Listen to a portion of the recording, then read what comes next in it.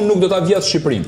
Çdo të thotë nuk do ta vjedh Shqipërinë, se ka ndodhur skandal shumë i madh me administratën, Bruna. Atëherë unë po ju flas për censusin, vetë instati e pranon që Shqipëria po zvoglohet me njerëz, dhe nga ana tjetër e dini ju se sa është administrata publike sot. Partitë konservatore, partitë e djathta i bëjnë një pyetje vetes gjithmonë përpara se të marrin pushtetin. Sa shtet na duhet? Çdo të thotë sa shtet na duhet. Cila do të jetë administrata në këtë rast që do të qeverisë vendin? Gjithmonë partitë e djathta janë për më pak ministri, për të shkrirë disa ministri në një, jo për të bërë mega ministri siç e bën Rama, po për të bërë një shtet vogël, sepse është individi ai që e çon përpara vendin. Nuk është shteti. Shteti gjithmonë ka politika mbyllëse. Atëherë, në vitin 2013 administrata shtetërore ka qenë rreth 83.000 njerëz. E dini sa është sot? Mbi 220.000 njerëz. Po si ka mundësi që shqiptarët po ikin nga Shqipëria dhe ne shtojmë numrat në administratë, po kjo është çmenduri. Atëherë çka ka ndodhur me këta njerëz? Unë gjykoj që këtu ka ndodhur ajo që nuk duhet ndodhte. Unë e quaj inxhinieri politike. Çdo të thotë inxhinieri politike. Edi Rama, grantet që janë për investime, për shkolla, për ambulanca dhe për rrugë, i ka kthyer të gjitha në rroga dhe në paga për patronazhistët, të cilët patronazhojnë territorin dhe kur vjen koha zgjedhjeve marrin nga 4 vota. Prandaj ai nuk i thot shqiptarëve me jep votën. Kur i mbledh të tij i thot unë dua 700.000 vota. Ora çdo të thotë që ti do 700.000 vota. Ti duhet dalësh bësh fushat dhe thush kam bë këtë, kam bë atë, kam bë këtë. Realiteti që sa ky është realiteti. Po, ky është realiteti. Pra, Bruna, mendon ti që na duhet sa do të vështirë do ta kesh ti aulon për të marrë votën. Përballë patronazhistëve të cilët janë fare vështirë. Fare. Unë po dal, unë jam një njeri i thjeshtë, unë po dal dhe po i them sa të vërtetë, nuk kam frikë njeri. Kam dalë dhe kam denoncuar. Njerëzit duan zgjidhje, Aulon, njerëzit duan zgjidhje. Zgjidhjen po ja u thoja. Vetë ti dëgjosh, po dakor. Patjetër. Por a shohin ata një alternativë konkrete, domethënë kur të dëgjojnë ty ti je pjesë e Partisë Demokratike, pjesë e koalicionit Alianca për Shqipëri Madhështore. A e shohin si alternativë sot Partinë Demokratike? Partia Socialiste është në pushtet për 12 vitesh. Në këto 12 vite ka patur kohë të bëj investime, ka patur kohë të instaloj më mirë pushtetin e saj, ka patur kohë të ngrej institucione. Kështu që si do ta sfidoni ju këtë makineri që është sot në pushtet? A është sot opozita në kushtet e saj më të favorshme? Bruna, politika është lëvizja permanente e ideve. Nuk mund të ketë politik pa ide të reja. Gjitha këto që po ju them deri tani janë gjitha ide të reja. Pra, Ministrinë e Familjes nuk është se e ka thënë njëri përpara, apo politikat që ne kemi për bashkimin e familjes, sepse këtu nis gjithçka.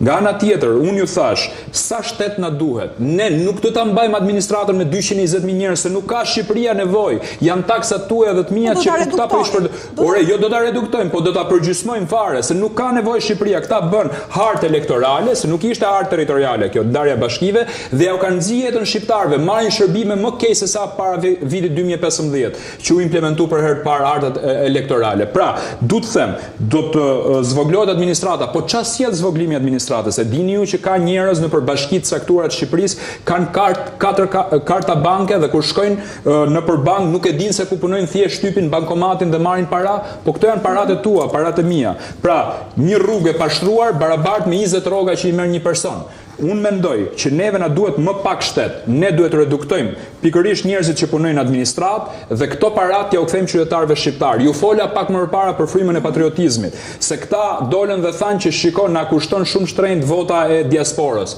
E dini sa ka kushtuar vota e diasporës? 10 milionë euro. E dini sa kushton 1 kilometër rrugë? 20 milionë euro. Po është fyse që ti trajtosh diasporën me këtë lloj fryme, që ti thush, hajde voto po paguaje vetë 50 euroshin. Po mos tjetë ajo diaspora, kjo Shqipëria këtu nuk ekziston. Janë ata, pa jemi ne, sepse ata i mbajnë prindërit e tyre me bukë, me ilaçe dhe ne nuk prodhojmë asgjë. Pra po të binë remitancët dhe ti ta marrësh dhe ti thush paguaj 50 euro. Se ky ishte debati që po ndodhte deri para 4 muajsh në Shqipëri, apo jo? Prandaj është shumë e rëndësishme në këto momente që ne të fitojmë zemrat e qytetarëve në fillim. Pastaj t'ju marrim votën. Vota është materializimi. Po pra hapi parë, pa diskutim.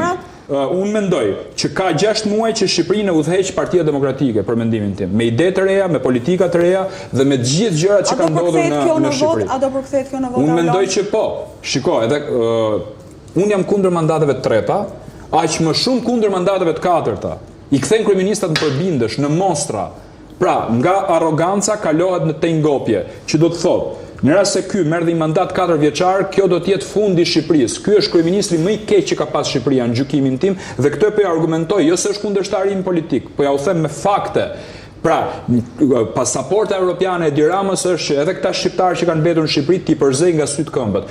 Kjo është metafora që e lexojmë pasaportën europiane. Unë mendoj që më afër Europës jemi pa Edi Ramën, jo me kryeministrin Rama. Dhe këto nuk janë parrulla. Këto janë të vërteta, sepse qytetarët po e shikojnë çdo ditë, anashojnë ne si njerëz besueshëm. Ore, unë po flas personalisht. Unë jam njeri pa konsumuar, jam njeri që s'kam qenë kurrë në pushtet, nuk kam punuar kurrë në administratë, jam njeri që politikën e kam parë për